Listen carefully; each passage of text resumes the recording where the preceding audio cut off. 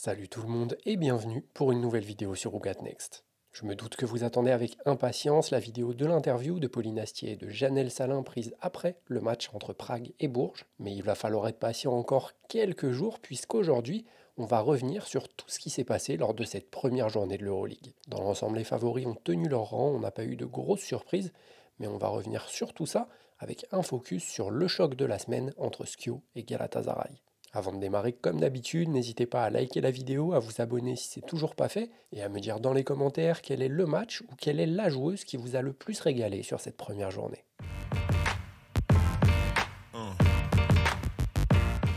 Avant d'entrer dans le vif du sujet, on va faire un retour rapide sur les actualités de la semaine, et ça se passe tout de suite dans les news.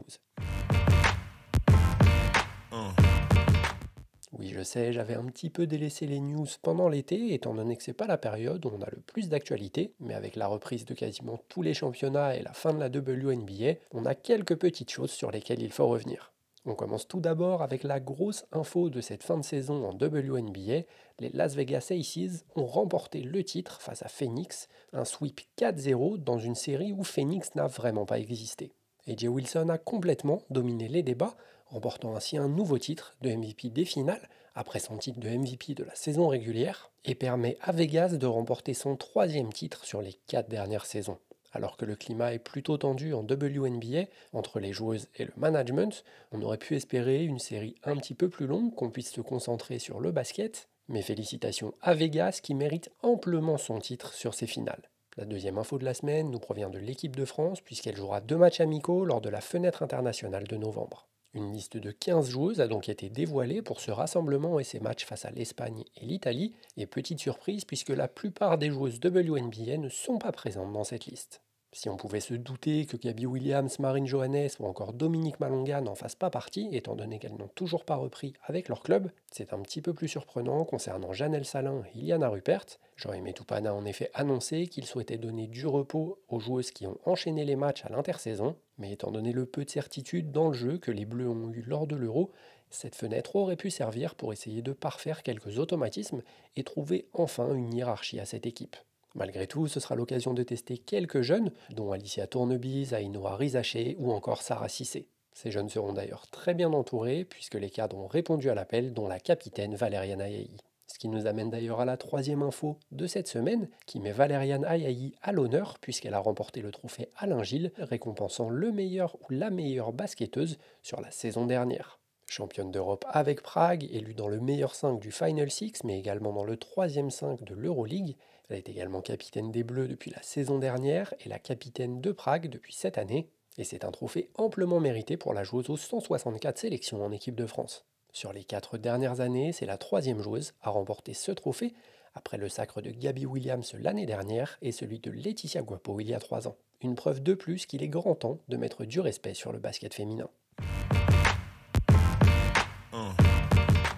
J'ai longtemps hésité avant de faire mon choix sur le match de la semaine, et donc celui que j'allais débriefer avec vous un peu plus en détail. Et même si j'étais au Prado à Bourges pour la réception de Prague, j'ai décidé de parler du match entre Galatasaray et Skio, le choc au sommet du groupe B.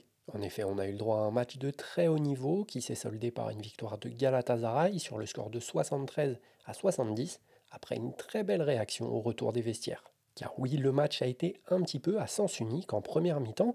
Skio a très vite pris un avantage, menant jusqu'à 12 points, et Galatasaray n'aura réussi à prendre les rênes du match qu'à partir du milieu du troisième quart-temps. Derrière, on a eu le droit à un mano à mano entre les deux équipes, l'écart ne montant qu'à plus 6 en faveur de Galatasaray sur les 15 dernières minutes. Mais malheureusement, avec une Constanza Verona et une Cecilia Zandalassini en fall trouble, obligées de sortir pour 5 fautes dans le quatrième quart-temps, Skio s'est un petit peu effondré et n'a pas réussi à assurer sa victoire. Pourtant, l'équipe italienne avait mis quasiment toutes les chances de son côté, dominant la bataille au rebond grâce à un très bel effort collectif, mais l'intelligence de jeu des joueuses de Galatasaray ont payé sur la durée et leur ont permis de s'imposer. En effet, l'équipe turque n'aura perdu que 9 ballons sur la rencontre, une très belle performance à ce niveau, et malgré un secteur intérieur composé de Dorka Youaz et Awak Kouyer très maladroits sur la rencontre, finissant à 7 sur 18 en cumulé, eh bien les joueuses turques ont tout de même réussi à s'imposer derrière la doublette Kamia Small-Steya Black. On va donc revenir un petit peu plus en détail sur quelques actions que j'ai sélectionnées et que je trouvais intéressantes de vous montrer et d'analyser.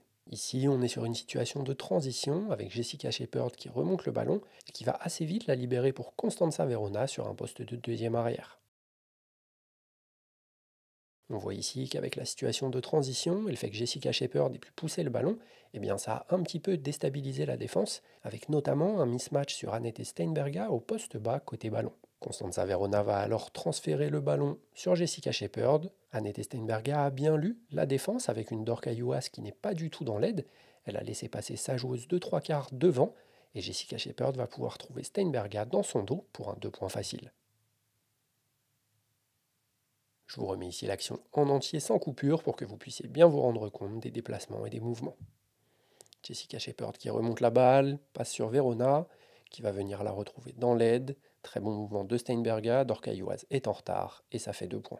Et les problèmes défensifs ont été assez fréquents du côté de Galatasaray sur ce début de match, comme on peut le voir sur cette deuxième action. Le ballon est dans les mains de Maria Condé qui va renverser la balle sur Steinberga côté droit du terrain. Jessica Shepard va venir poser un écran qui libère un petit peu d'espace pour Steinberga. Et regardez le comportement de la défense à l'opposé. Dans l'aide, on est très loin. Tandis que quand Steinberga va venir s'approcher de l'ailière côté ballon, Teia Oblak va venir en overplay, se faire prendre dans la feinte, et qui va donc permettre à l'attaquante de glisser dans le dos. Malheureusement, l'aide va être un petit peu en retard. Awak Couillère essaye d'intervenir, mais ça va tout de même faire 2 points. Je vous remets les séquences en entier avec le renversement, la fixation de Steinberga, puis le backdoor et l'aide qui est en retard pour 2 points.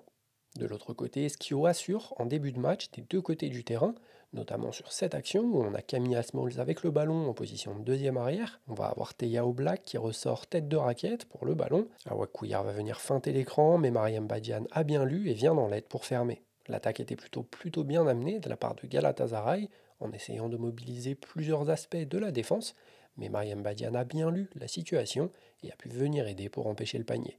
Je vous remets la séquence en entier qu'on puisse s'en rendre compte. La ressortie pour Teia Oblak, Awak Couillard qui feinte l'écran, le déplacement très rapide de Mariam Badian pour fermer et qui va lui permettre de gagner ce ballon. Au fur et à mesure, Galatasaray a tout de même trouvé des solutions, comme ici sur un pick and roll central entre Teia Oblak et Awak Couillard. L'écran est un petit peu mobile, on ne va pas se mentir, mais va obliger la défense à faire un choix. Jessica Shepard va faire un petit step out qui n'est pas assez agressif sur la porteuse de ballon. On voit derrière que la défense n'a pas assez communiqué, Marianne Badian n'est pas assez dans l'aide, elle devrait à ce moment-là avoir quasiment un pied dans la raquette pour venir fermer la coupe de la poseuse d'écran. Jessica Shepard est totalement en retard et ça va permettre à Teia Oblak de trouver Awak Couillère seule dans la raquette. On revoit la séquence avec le pick and roll, la défense en retard et la très bonne passe d'Oblak pour Couillère. Offensivement, Galatasaray a mis un petit peu de temps à rentrer dans son match, mais malgré tout, elles ont trouvé de très bonnes situations, notamment en faisant bouger la défense à l'opposé. C'est d'ailleurs le cas sur cette action, on voit Teia Oblak qui remonte le ballon, et à l'opposé, on va voir un jeu d'écran avec une sortie de stagger, donc 2 écrans consécutifs pour une ailière. Teia Oblak va s'en servir étant donné que la défense à l'opposé est totalement concentrée sur ce jeu d'écran, et ça va totalement lui ouvrir le chemin du cercle comme vous pouvez le voir ici. Je vous remets la séquence, on va avoir, hop, juste ici, le jeu d'écran. Vous voyez que toutes les défenseuses à l'opposé tournent le dos au ballon, ce qui permet à Teia Oblak, qui a pris l'avantage sur Constanza Verona, d'avoir un couloir de drive énorme pour aller finir au cercle. Situation un petit peu similaire sur cette action. On a le même début avec une joueuse qui va prendre les 2 écrans à l'opposé, avec Camilla Smalls qui va libérer le ballon assez vite sur la joueuse qui remonte en tête de raquette. Et si on regarde le mouvement de Teia Oblak en bas à droite de votre écran, elle va venir libérer l'espace en feintant un petit peu l'écran, ce qui va permettre à la porteuse de balle de venir prendre l'avantage, la défense ne sachant pas vraiment ce qui est en train de se passer. Et après ça se joue sur le talent individuel avec un gros step back pour une filoche. Regardez l'action sans coupure, on a la passe de Camilla Smalls juste ici, Teia Oblak qui va venir feinter l'écran, et derrière le talent pour le panier. Ici, on a une situation de rebond offensif pour Skio, et comme vous le voyez, ça a changé un petit peu de choses en défense avec Awak Couillère qui se retrouve à défendre sur Zandalassini dans l'aile. Si on avance un petit peu, on se rend compte que les 2 joueuses de Galatasaray essayent de communiquer pour changer de joueuse, mais malheureusement le ballon va se libérer assez vite, ce qui va leur faire prendre du retard. Cecilia Zandalassini va pouvoir attaquer le close-out. Bissandré va très bien se déplacer, proposant une solution au niveau de la ligne des lancers francs. Malheureusement, elle va assez mal capter le ballon, ce qui va permettre à Galatasaray de récupérer la balle. Je vous remets l'action en entier avec la lecture du mismatch, l'attaque du close-out, la très bonne passe, mais malheureusement la finition ne suit pas. Skio était donc très bien sur ce début de match, mais petit à petit, Galatasaray a repris des couleurs et c'est ce qu'on va voir tout de suite. Encore une fois, sur cette action, on va avoir une situation d'Iverson Cut. C'est une coupe qui part d'une aile à l'autre en passant au-dessus de la ligne des lancers francs, ce qui va permettre de faire bouger la défense. La balle arrive dans le bon timing. On enchaîne avec un écran sur la porteuse de balle d'Awak Kouyer. Elle va attendre que l'écran soit posé. En lisant le comportement de la défense, elle va permettre de voir que le drive dans l'axe est assez ouvert. Cecilia Zandala-Signé très bien dans l'aide cette fois-ci. Annette Steinberga, même chose, un peu en gardien de but. Puis au moment où le drive va se faire, Steinberga va libérer l'espace. Zandala-Signé vient toujours fermer, mais elle ne sort pas assez haut pour complètement boucher le drive, ce qui va permettre d'ouvrir l'angle de passe pour la shooteuse dans le corner. Et ça va permettre à Galatasaray de scorer. Je vous remets l'action en entier avec l'Iverson Cut. On va lui donner le ballon, le pic qui est pris à retardement, la très bonne lecture pour le corner et les 3 points. Et au fur et à mesure de la rencontre, Skio a eu beaucoup plus de mal à défendre le pick and roll. Ici un pick entre Camilla Smalls et Elizabeth Williams. Camilla Smalls va prendre le pick, ça va venir sortir très fort de la part de Jessica Shepherd. Maria Condé est sur un entre-deux, elle ne sait pas trop quoi faire. Mais comme vous le voyez, la coupe d'Elizabeth Williams est totalement laissée seule, ce qui va permettre, avec le temps, de la trouver pour 2 points. Encore une fois, ici, une situation de pick and roll, transfert de la balle dans l'aile pour Teia Oblak, avec Awak Kouyer qui va venir poser un pic. C'est ce qui va se passer juste ici. Le pic est plutôt bien posé. Teia Oblak le prend très proche, obligeant sa défenseuse à rentrer dans l'écran. Jessica Shepherd est obligée de ralentir le ballon et donc de sortir un petit peu plus. C'est ce qui va se passer ici. Derrière, la rotation défensive est un petit peu en retard. On voit qu'Awak Kouyer est un petit peu seul. Mariam Badian défend plutôt pas mal. Elle aurait pu être un pied plus proche d'elle pour empêcher la passe. Teia Oblak va être très intelligente, temporiser un petit peu pour trouver cette passe-là. Et derrière, ça va faire 2 points. On le revoit à vitesse réelle avec le transfert dans l'aile, la prise d'écran, le step-out, la temporisation et la très bonne passe pour les 2 points. Petit à petit, Galatasaray a donc trouvé des solutions, mais c'est surtout au retour de la mi-temps qu'on les a vus commencer à dérouler un petit peu plus leur jeu, avec notamment un petit peu d'adresse qui est revenue par l'intermédiaire de Camilla Smalls. C'est le cas d'ailleurs sur cette action. Encore une fois, on va avoir un début d'action avec une Iverson Cut. Le ballon va arriver dans l'aile. Awak Kouyer va venir poser son écran. Très vite, elle va le ghoster pour plonger dans la raquette pour lire la défense. La passe va être très bonne, bien qu'acrobatique.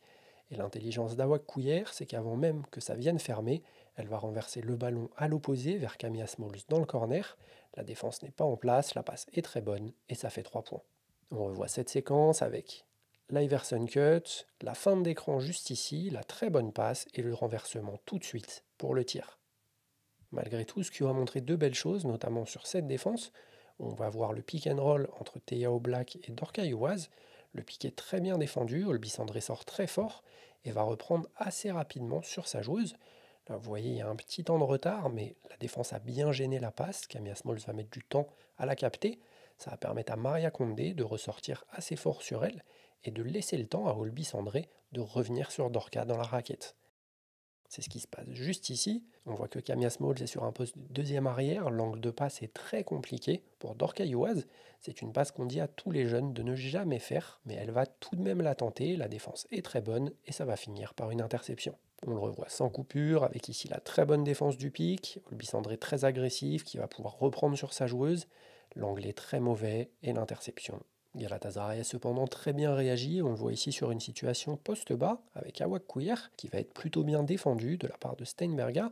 Elle va devoir ressortir le ballon dans l'aile et tout de suite l'intelligence c'est qu'elle se replace, reprend sa position et l'ailière va être aussi intelligente en lui remettant le ballon quasi instantanément. Ça a permis à Elizabeth Williams de créer du mouvement et de se placer dans la raquette et ça va être très important pour la suite de l'action puisqu'Awak Kouyer va attaquer l'axe. L'aide va venir très tôt pour fermer et ça va donner une très bonne passe pour Elizabeth Williams qui pourra finir.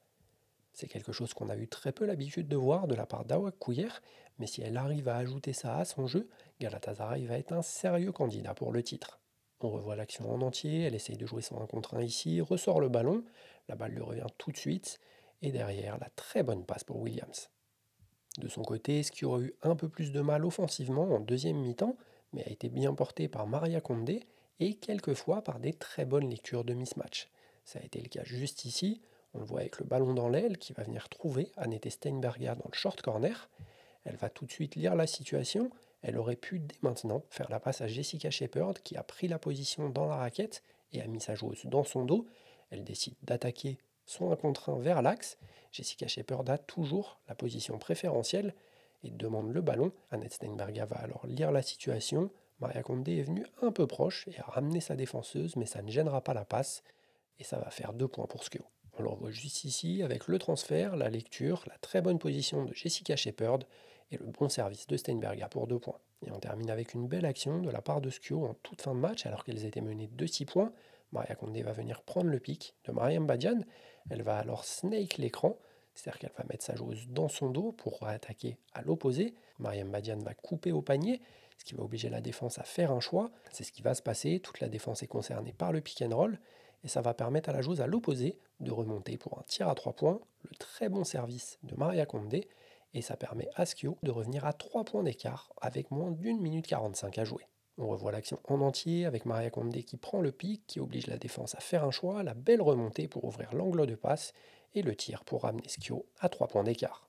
Malheureusement, ça n'a pas été suffisant pour Skio qui s'incline donc de 3 points. On a eu une séquence assez lunaire en toute fin de match avec les joueuses de Skio qui n'ont pas fait faute alors qu'elles auraient eu la possibilité d'avoir une dernière possession et pourquoi pas d'égaliser si Galatasaray avait raté ses lancers, mais elles ont laissé le chrono tourner sans faire faute, certainement pour jouer le goal average sur le match retour en espérant s'imposer 2-4 points pour prendre la tête du groupe. Voilà, on a fait le tour pour cette rencontre, j'espère que ça vous aura permis d'y voir un petit peu plus clair. On passe tout de suite aux autres rencontres de la semaine. On va passer assez vite sur les autres rencontres, on ne va pas forcément rentrer dans les détails étant donné qu'il y a eu pas mal de matchs avec des gros écarts et on commence tout de suite avec le premier match de la semaine, c'était celui entre Valencia et l'Olympiakos et l'équipe espagnole s'est fait un petit peu peur.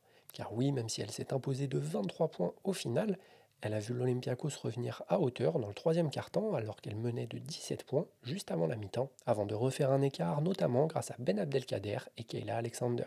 Face à l'Olympiakos, qui est certainement la plus faible équipe du groupe, Valencia n'a vraiment pas rassuré.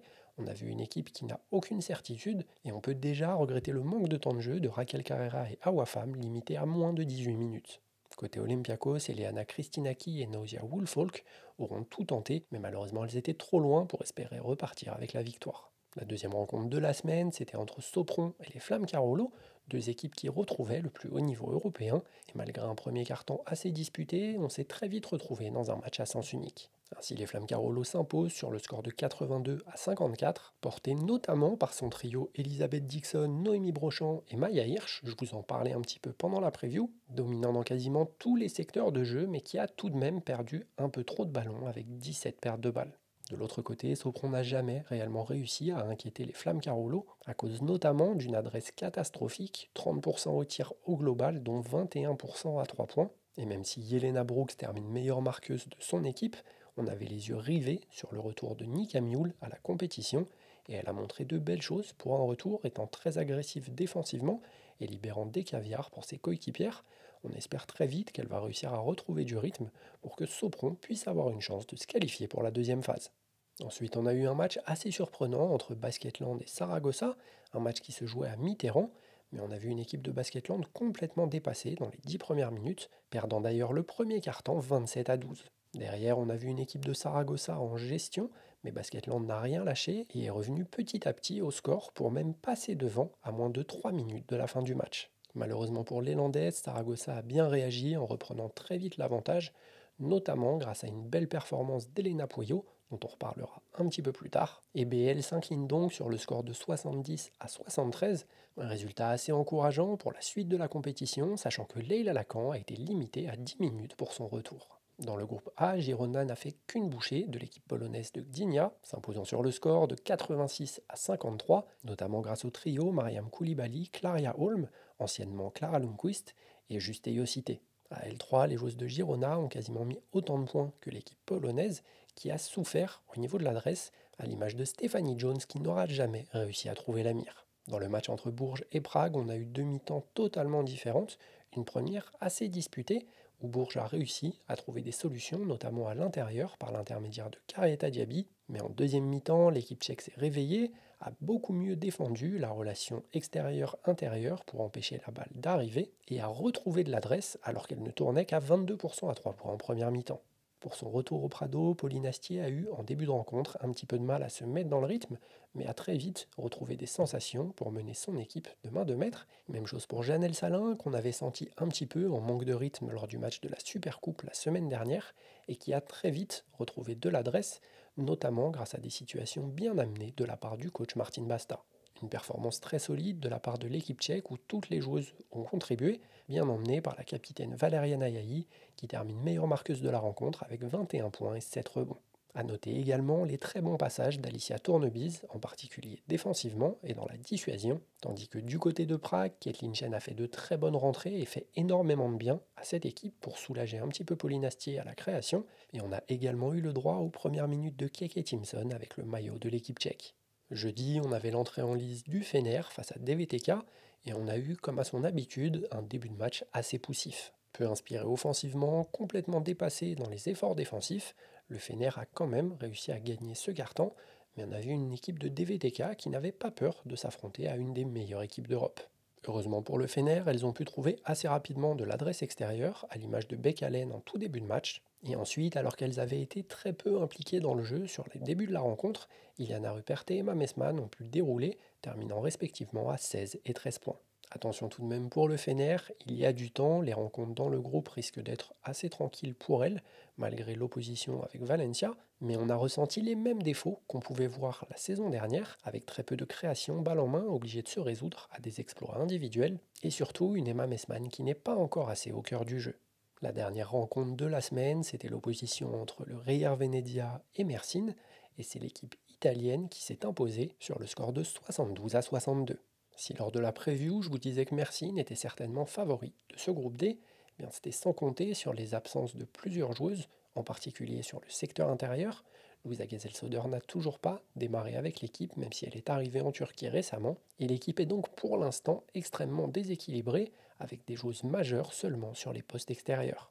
De ce fait, l'équipe turque a beaucoup souffert face à Venezia, qui a pu compter sur une très bonne Kayla Charles, arrivée récemment en provenance de Golden State, et qui termine à 15 points, 11 rebonds. Mais c'est surtout un effort collectif qui a permis à l'équipe italienne de s'imposer, avec 7 joueuses à plus de 7 points marqués. Dans un groupe aussi ouvert que le groupe D, il faudra faire très attention pour Mersin de ne pas laisser filer d'autres matchs, car ça pourrait très vite remettre la qualification en jeu. On termine cette vidéo avec la joueuse de la semaine, je vous en ai parlé assez rapidement tout à l'heure. C'est une joueuse de la rencontre de Basketland contre Saragossa et c'est évidemment Elena Pueyo. Après une belle saison l'année dernière, la joueuse espagnole monte en puissance petit à petit sur ce début de saison et termine la rencontre avec 23 points, 4 rebonds, 3 passes pour 26 d'évaluation en un peu moins de 26 minutes. Surtout, elle a été excellente au niveau de l'adresse, terminant à 8 sur 11 au tir pour 73% de réussite, dont un très beau 3 sur 3 à 3 points. Elle a réussi à trouver des solutions quand son équipe en avait besoin, en scorant régulièrement dans la rencontre pour permettre à son équipe de s'imposer, mais aussi en ne rechignant pas pour les tâches défensives. On le sait, c'est l'une de ses qualités premières. Si on m'avait dit que la première joueuse de la semaine de cette saison en Euroleague serait une joueuse de Saragossa, je n'y aurais pas forcément cru, mais Elena Pueyo le mérite amplement, et vous pouvez d'ailleurs retrouver le 5 majeur de la semaine exclusivement sur les réseaux sociaux. Ça sera posté chaque vendredi, c'est la petite nouveauté de cette année. Voilà, on a fait le tour pour cette vidéo, j'espère que ça vous aura plu. Merci à tout le monde d'avoir regardé la vidéo jusqu'au bout. N'hésitez pas à liker ou à vous abonner si c'est toujours pas fait, mais également à me dire dans les commentaires ce que vous avez pensé de cette première journée de l'Euroleague Women. Comme vous l'avez peut-être vu sur les réseaux sociaux, j'ai été à Bourges pour le match contre Prague et j'ai eu l'opportunité d'interviewer Janelle Salin et Pauline Astier rapidement après la rencontre. Vous pouvez retrouver quelques extraits déjà sur les réseaux sociaux et sur YouTube, donc n'hésitez pas à aller voir ça si vous ne l'avez toujours pas fait. Et la vidéo avec les interviews complètes sortira en début de semaine, donc n'oubliez pas d'activer la cloche pour être informé de cette sortie.